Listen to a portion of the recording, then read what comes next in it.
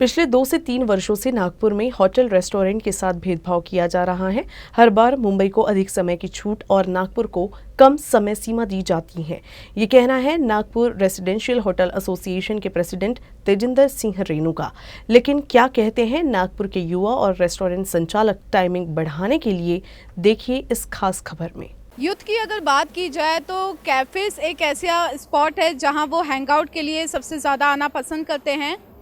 मुझे आप बताएं कि नागपुर में जैसे 10 बजे तक की परमिशन है और मुंबई में 12 बजे तक की कैफ़े रेस्टोरेंट्स को परमिशन है।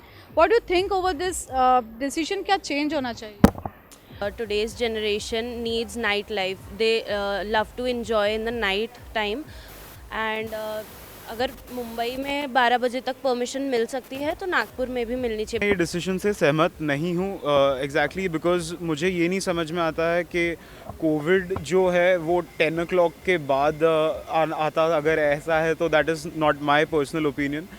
तो हाँ, मुझे भी यही लगता है कि 10 o'clock के बाद भी परमिशन ज़रूर मिलनी चाहिए चालू रखने की कैफ़ेज़ और रेस्टोरेंट्स एक्सेट्रा।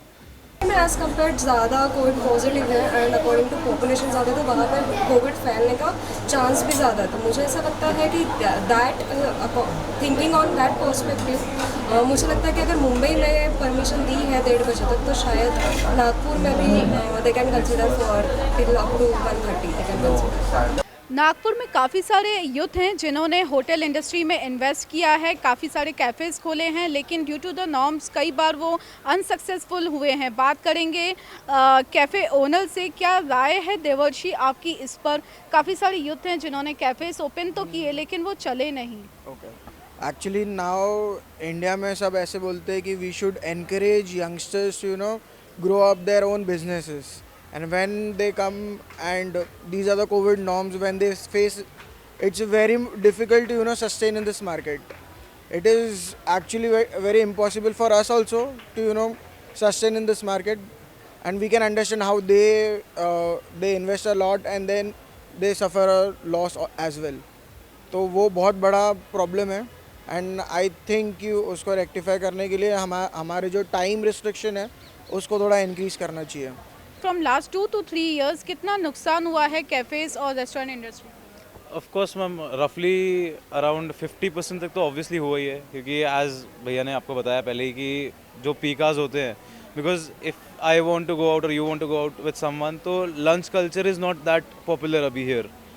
तो अगर कभी कोई प्लान करे तो डिनर के लिए ज़्यादा प्रेफर करते हैं, बट वही है, डिनर के लिए फिर क्लोज हो जाता है, शट डाउन हो जाता है, सब कुछ बंद हो जाता है, तो जाने के लिए ऑप्शन ही नहीं बचते कुछ। स्ट्रिक्टली अभी गाइडलाइंस आई है सिंस द लास्ट 10 days कि हमें 9:15 गेस्ट लेना बंद करना है, because by 11 we need to wake in the space, even the staff members have to be out.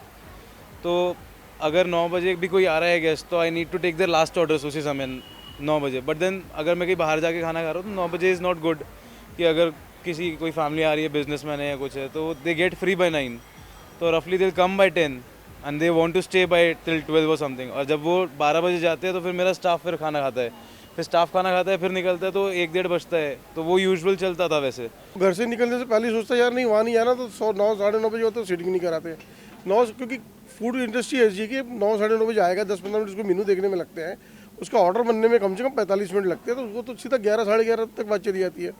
तो इसमें गेस्ट भी नाराज़ होता है हमारे साथ में कि हम उसको मिसबिहेवियर कर रहे हैं, लेकिन वो हमारी मजबूरी है, क्योंकि हमको जो नियम है उसका भी पालन करना है, सरकार का जो नियम है वो भी पालन करना है। बस हमारी यही राय है कि थोड़ा सा सरकार हम इसमें छूट दे, तो हमारे जो रेस्टोरेंट जो प्रॉपर तरीके से आए और हमारी रोलिंग अच्छी हो।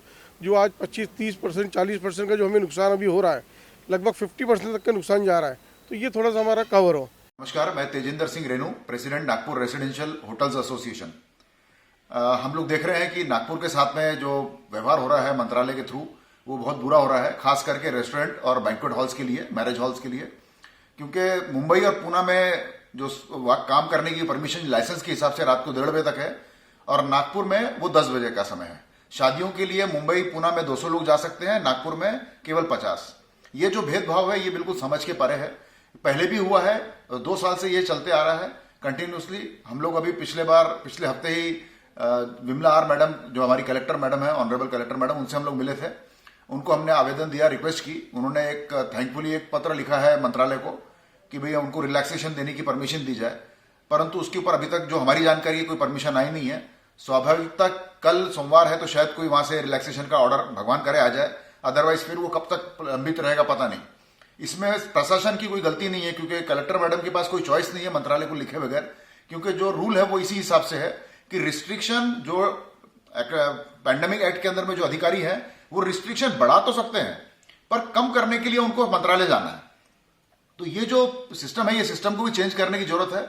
हम लोगों के साथ में हमारे मेंबर्स कंटिन्यूसली हमको एसोसिएशन में बोलते हैं कि आप लोग कर क्या रहे हो, पर हम भी मजबूर है। अच्छा हुआ कि कम से कम कुछ मैरिज हॉल्स वालों ने तो हाईकोर्ट गए हैं जैसे आपको पता ही होगा, और वो हाईकोर्ट ने अभी नोटिस इशू किया है। तो ये जाने की नौबत क्यों आती है ना, प्रशासन को ये समझना चाहिए, सरकार को ये समझना चाहिए कि क्यों नागरिक को इतना परेशान करते हैं कि उनको कोर्ट का दरवाजा खटकाना पड़ता है।